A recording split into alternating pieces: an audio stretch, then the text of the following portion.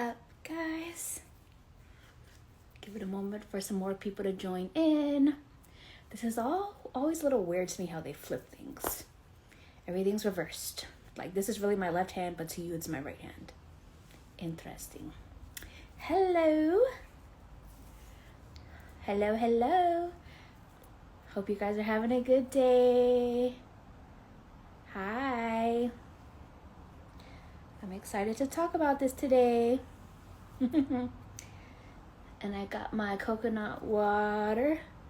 Baby Lula loves coconut water. Whenever I drink coconut water, she just starts kicking.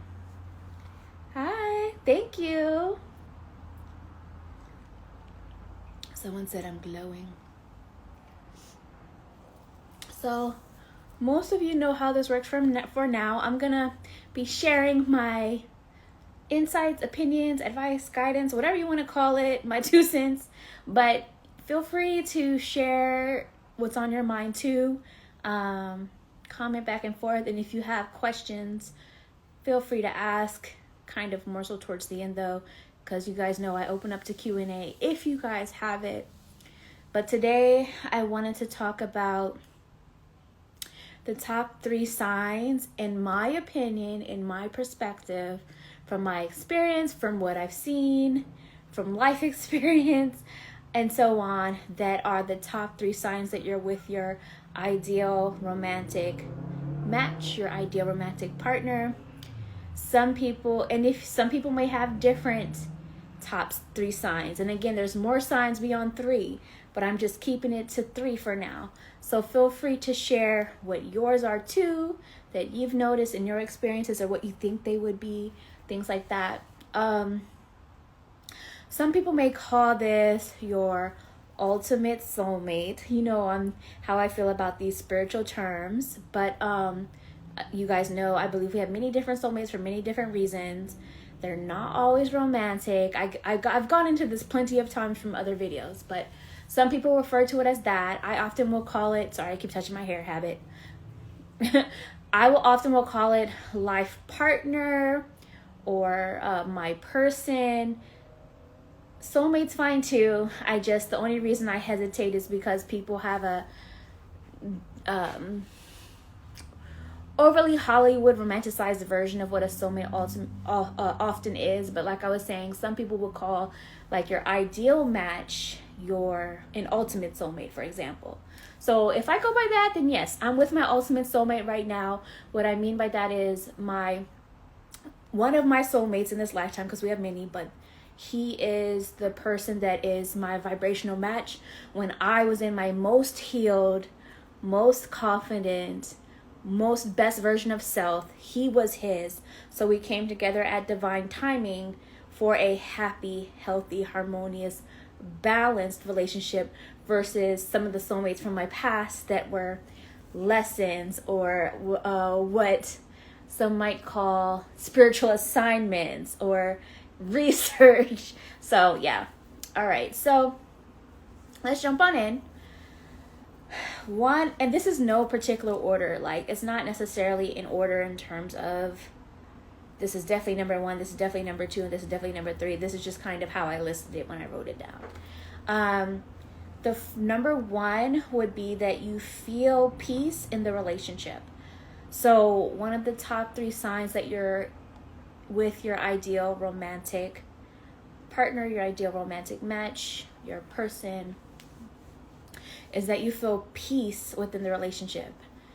What I mean by that is, that doesn't mean that every day is perfect, but what it means is like there's not constant arguments every day. There's not constant up and down cycles. There's not constant someone coming and going. There's not someone constantly causing stress on the other.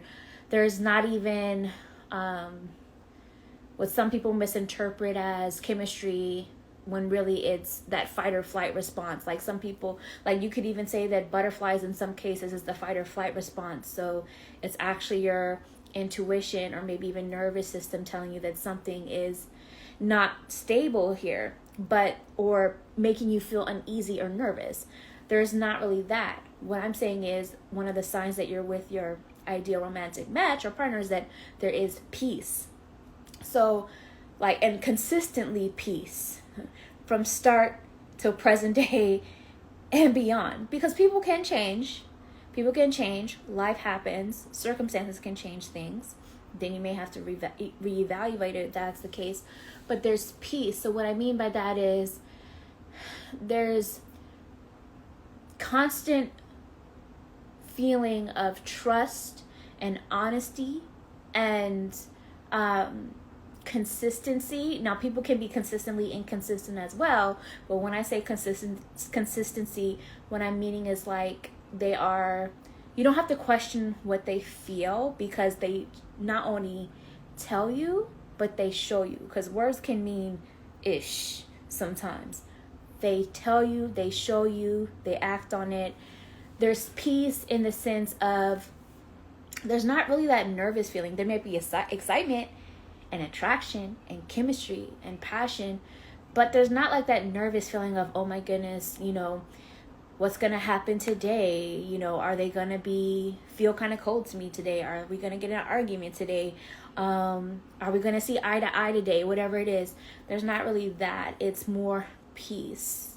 And there's peace also in knowing that you both are growing. You both are evolving on the same path and in a similar direction on the same page. So that kind of goes into my next point, which is number 2. And again, feel free to share some of yours if you have them, whether it's here in the live while I'm live or in the comments after I post on YouTube. I'm interested in hearing. Going into number 2, which is your life continues to get better with them, meaning you're thriving together. So it's like one of the signs that you may not be in the best and healthiest relationship is if your money is depleting. Believe it or not, money is an energy, it's a vibration. And so one of the signs that you may not be in the best ideal relationship is if you feel like your money is suffering, or maybe it got worse once you got with them, or it's just not improving, or it's at this standstill. That is one of the signs that you may not be with your ideal romantic partner or ideal romantic match. Now, that doesn't mean that you can't continue to choose someone. You can. It's up to you to weigh the pros and cons of what you're getting from a relationship. You know what I mean? So I'm not here to tell you, no one else can tell you, hey, you shouldn't do this or that. It's up to you to weigh the pros and cons and see what is worth it for you and what's not. You can still choose someone to be with and even have a whole life together, children together and everything, even if they're not your ideal romantic match, if that makes sense. And there's a number of reasons why people might do that. But what I'm saying is that one of the signs that you're with your ideal romantic partner or the ideal romantic match is that abundance flows. And life continues to get better. So abundance could be money. Like, you may not have it all happen at once, but over time, because you are thriving together, feeding off each other's positive energy, because you are compatible, because it's a healthy dynamic where both of you are at peace. That doesn't mean you won't have disagreements from time to time, but you're at peace and you can not only converse about things in a healthy way and learn from those situations and grow, but you are elevating to the next level. Money's starting to pick up more, opportunities are coming in, you're making healthier career decisions for yourself, and they are making healthier career decisions for them. So an example is abundance in that way, and money flowing and elevating. But it could also be, abundance in terms of healthier lifestyle choices, taking better care of yourself.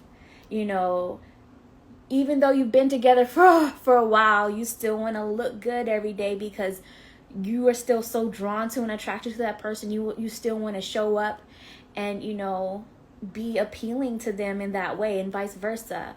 And it's not coming from insecurity. It's coming from a place of, man, they are so attractive to me. I want to be attractive to them too. I just want to keep up with that. you know. But there's also, that doesn't mean you have to be a 10 all the time. You know what I mean? You could still be in your sweats and no makeup, or whatever the version of that is for a guy. But life keeps getting better in the sense of like you start to enjoy every day even more, even when you're not doing anything, just chilling at home, or you know, taking a walk to the park, or grocery shopping. Like when grocery shopping is fun with your partner, for example, then that is an example to me that like life is just getting better. You know what I mean? Every day is happy. It may not be necessarily perfect every day. Like I said, there could be disagreements, you could have off days, whatever, but there's still overall happiness, and that definitely outweighs the other stuff anyway. So if you notice your life getting better mutually, not just your life, but their life is getting better too with you, that's one of the signs that you're with your ideal romantic match. And that's however that comes through for you, whether it's money, abundance, health, how you take care of yourself.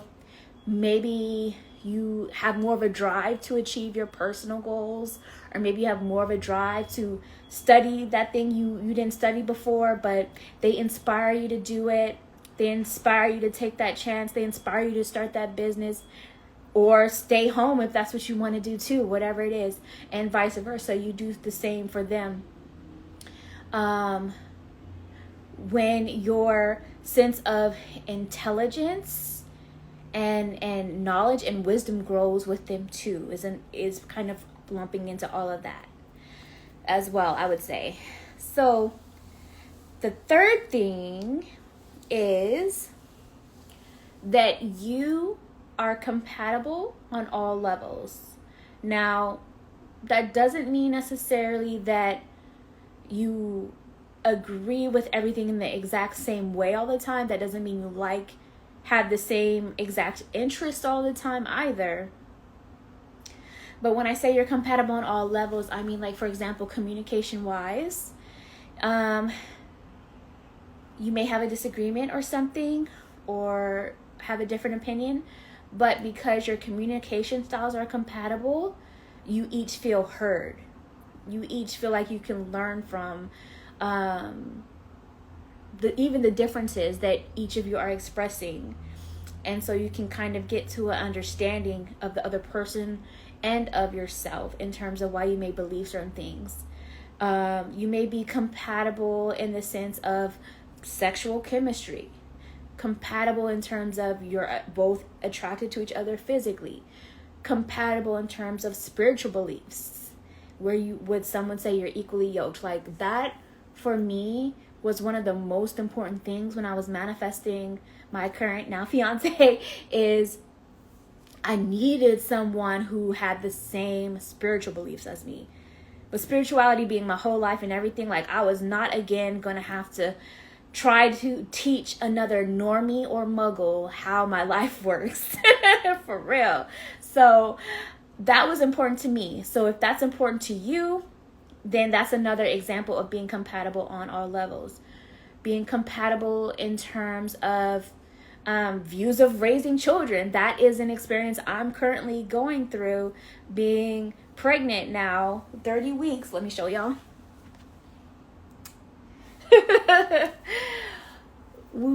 It's so important to be compatible in terms of views of family and raising children and seeing eye to eye in that.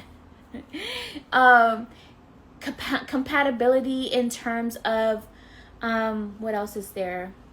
Mentality, how you think. And again, that doesn't mean that you think the exact same way all the time. You can have differences, but for the majority, and when it comes to the big things, you have compatibility in terms of your mentality and how you see things. So for example, hey Raina, and you guys, please share some of yours too. These are just my top 3. If you have different ones or want to chime in or ask a question, please feel free. As long as I'm on the live, it's a combo. I love the bump and preach. Thank you. Yes. So what else?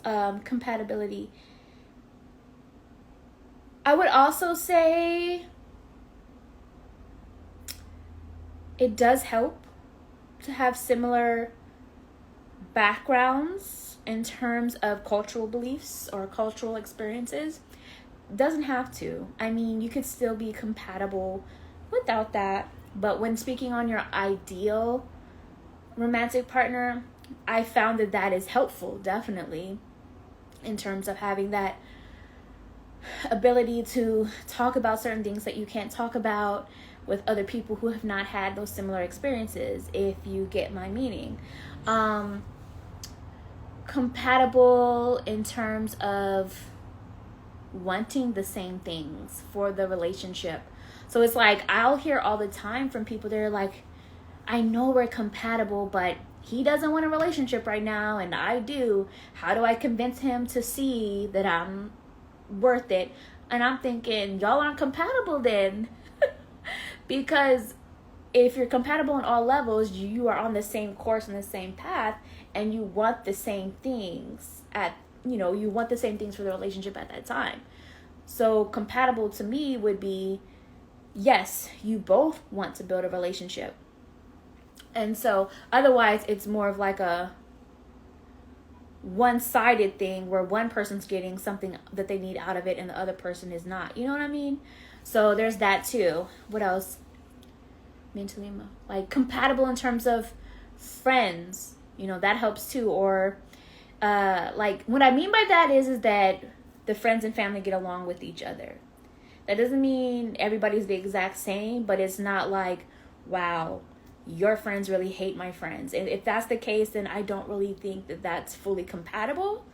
Can it be worked around? Sure, for some cases, but when talking about your ideal romantic partner, when that's compatibility between friendship and family, I do feel is important also.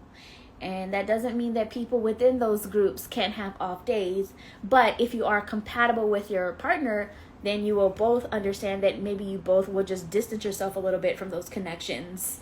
You know what I'm saying? Instead of having them drag you down. Or you've communicated about the issues. So you're both aware of what's going on. And maybe not taking it personally into your relationship so it doesn't affect your relationship. So things like that. So those are kind of the top three, and so just compatible on all levels. That will also be a sign that you are brilliant. Someone said thank you. That you're with your ideal romantic partner and match. If there's anything y'all think of that I didn't say, because obviously there's way more than that, but I'm just sticking it to the top three for now. Comment it below. And at the end of the day, and I say this all the time, at the end of the day, as cliche as it is, but cliches are cliches because they are truths, universal truths. At the end of the day, when you are with your ideal romantic partner, match, you won't be asking somebody else about if they are for you. Like, you won't be getting a reading on it. I mean, maybe just for fun, out of curiosity, but it's not like you continuously doing it, or you won't feel like you need to do it, is what I'm saying. You may check in about certain things within the dynamic, like, okay, you're moving, you might want to know, when are we going to move? That, for example, in the relationship. But it's not questions like, how do they feel? What do they think? What are their intentions? If you have to ask those things, and especially if you have to ask it over and over time, you're probably not with your ideal romantic partner or match. Because if you are, you would know how they feel. They would tell you, they would show you. You would know what their intentions are. They would tell you, they would show you. You know what I'm saying? Hopefully that makes sense. When you cover each other's backs, that is a good one too, yeah. When you cover each other's backs, as long as they're not acting like reckless or in an unhealthy way, then I agree with that. It's kind of like if someone's doing something real wild and out of pocket that is just unhealthy, I will tell you about yourself. But if it's in a healthy way, yes, you will cover each other's backs. That's a good one too. Anybody else? That makes sense. Yeah, I'm glad you think it makes sense. Let me think. I've already covered the top 3. Let me see if there's anything else that comes in.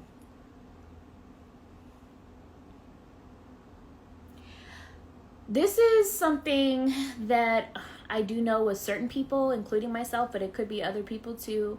Maybe not everybody, but one of the things you may notice is that you both begin to pick up some of each other's habits in a cute way, like you mirror each other's mannerisms or certain sayings, or maybe your own language that you guys have, whether that language is verbal or whether it's a body language, things like that. Those are some other signs too that you may be with your ideal romantic match too. So sometimes, let's see what you say.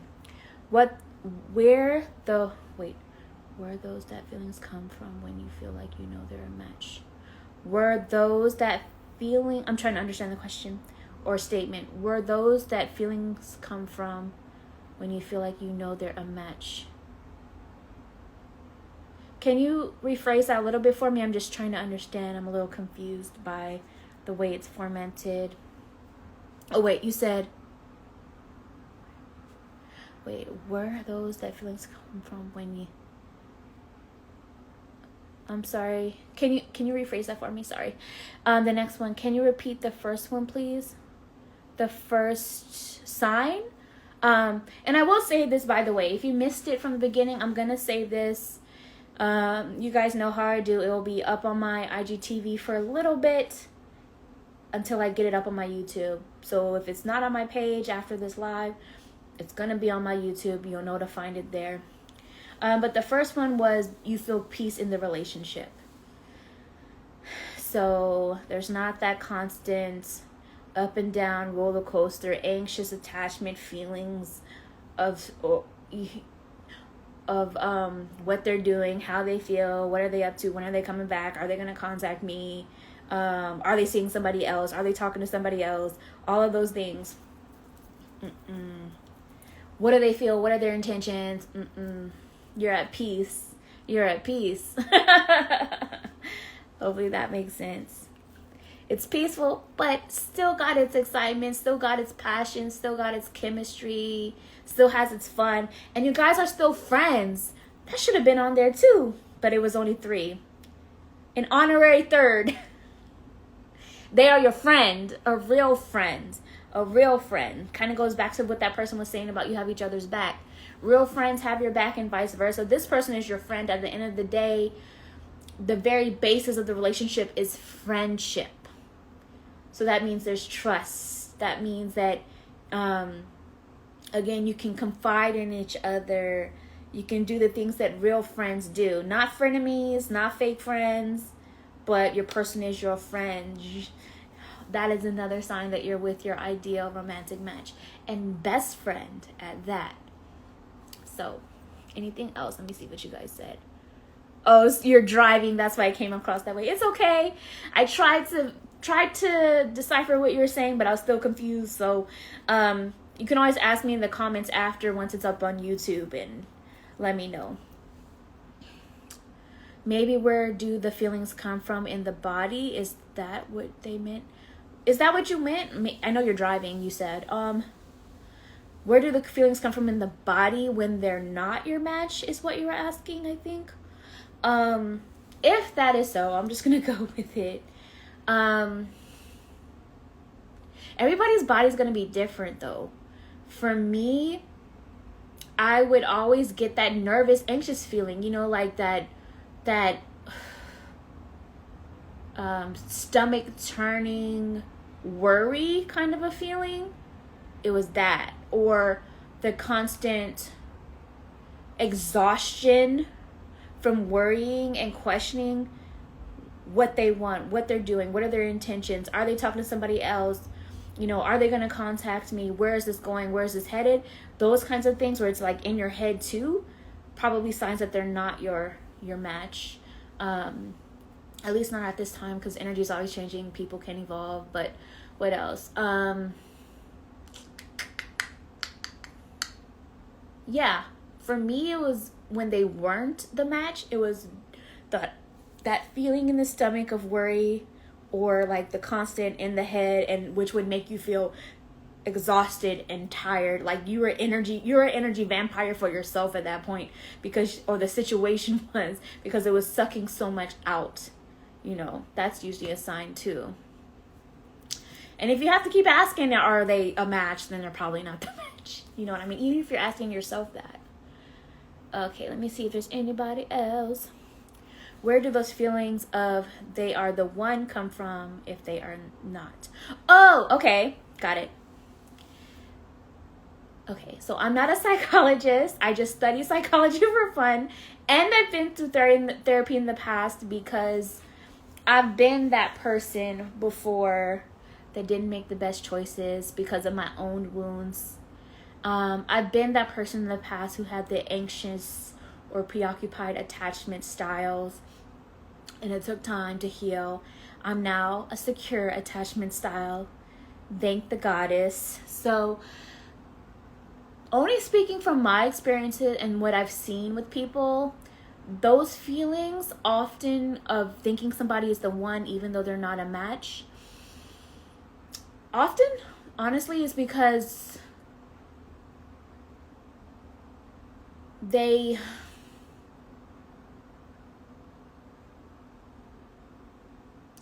there's like this representation of wanting to be chosen or wanting to be picked, and because that subconscious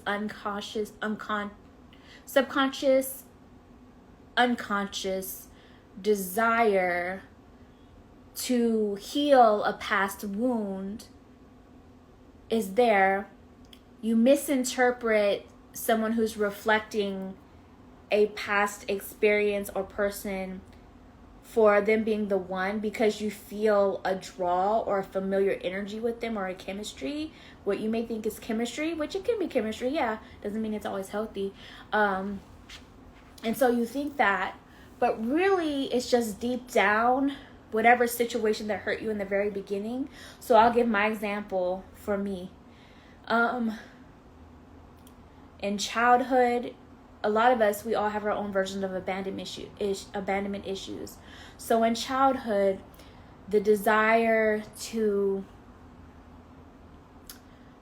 want to feel special and different than the crowd, for example, often led me to a place of choosing people that if they were to pick me out of the crowd of other people they were entertaining, would make me and validate me feeling special. That's coming from a wounded place. And so that desire that you may not even realize consciously, it's happening on a vibrational level. You are being drawn to someone who is teaching you or bringing out or reminding you of that experience to some level. And so you're trying to correct that original wrong by dealing with them or the next person like them or the same situation like them over and over and over, because the subconscious, the wounded person in you that needs that is recreating the same energy over and over. So you may be drawn to someone for that reason and think, oh, they're the one, but really it's the wound trying to correct itself. Not in the healthiest of ways, because you shouldn't have to do any of that if you're in something healthy and secure. That feeling could also be coming from attachments or obsession. People often think that I'm in love with them. They're like, oh, I'm in love with them. I'm in love with this person, but I don't know if they feel the same, or they keep telling me they're not the same. And there's different reasons for that, but often people don't know the difference between obsession and love. Or they don't know the difference between just an emotion attachment for coming from a place of wounded space and the frequency, the vibration of what love is. Love feels like love. Love is, I don't like when people are like, love is complicated, love is hard, love is this, love is that. Love is love. So there may be some healing there that's needed, but it took me a long time. Sorry, baby's kicking. Okay. It took me a long time till just before I met my current fiance, just before he came into my life, and just before I had learned that final lesson of finally knowing my worth and what was best, and rather being alone than ever settling for anything less again. It took a long time for me to learn the difference between obsession and love. Because a lot of the times in the past when I thought I was in love, I wasn't. I was just obsessing. I was obsessing because I needed validation, because I was, what do they call it? One of those people, I think they call it limerence in psychology. You know, I was in love with the idea of love. I was in love with the idea of getting chose. I was a pick Misha. I'm being honest. I used to be a pick Misha. No more. So those are some of the reasons why people think they may be, it's feelings of they're the one or love, when it's not the healthiest of relationships, because it's actually an energy or an old wound just packaged in a new person and in a different way, if that makes sense. Let me see what else you guys say. Hopefully that made sense. Yes, thank you. You are really adorable touching your hair. Don't ever apologize about that. Oh, thank you. You know what? You're right, because it's like, why do we apologize for some things that we do? It's just habit. It's human nature. I need help with that, she said. Well, you know where to find me if you need the help. You know, I do readings, I do all of this, but you know what? I'm completely down if you want to book a session or something and just work, like if you want help manifesting and just like walk through the process of something and use your readings that way. You can book it that way and just kind of phrase your questions more so in terms of like tutorial. I don't know how to say something like that. But yeah, you know where to find me. And I have so many different videos on like manifestation and stuff on my YouTube channel, but they don't get much views. I don't know if y'all be watching them, but I keep doing them because I guess it'll hit for the right people at the right time. All right, you guys, I think I gotta run now because baby's doing a lot. She likes to, I don't know if she wants to read for people or she wants to be a part of the conversation, but anytime I'm on camera and talking, or maybe it's my voice, or maybe all the above, she starts going off in there.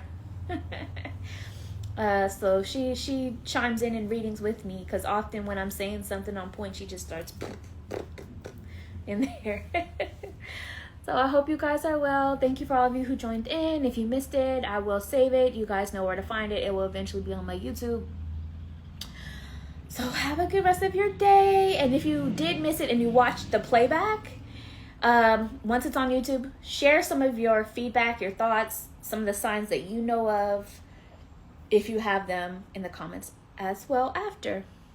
All right. You're welcome. I'll talk to you guys later. Ciao.